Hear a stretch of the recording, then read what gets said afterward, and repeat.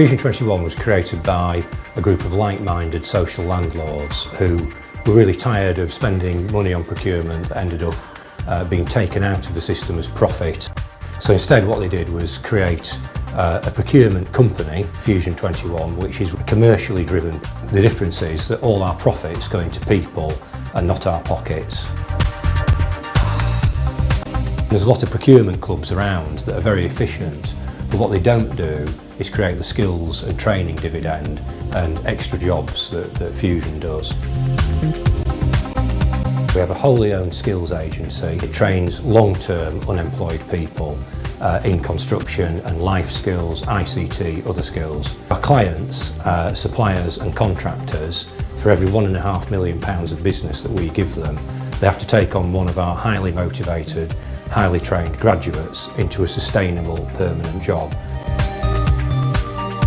We employ 30 people, we've created 747 jobs. It's the power of the Fusion pound, if you like. People in social housing are getting better homes, but also people in social housing are getting jobs through our procurement as well. Fusion21 have just given me everything. They just turned me into a completely different person. I've gone from being no one to being who I wanted to be, really.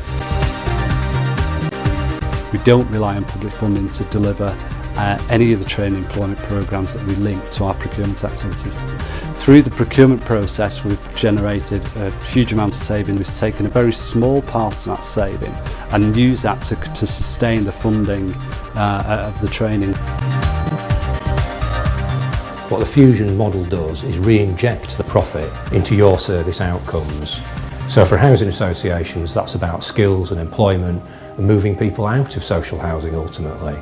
In health, it might be about health outcomes. In education, about learning achievement. This is an adaptable model that can be adapted in different ways in different places. People have just got to think differently about how they do things. I think people have got to think together, work more in partnership, work more in collaboration.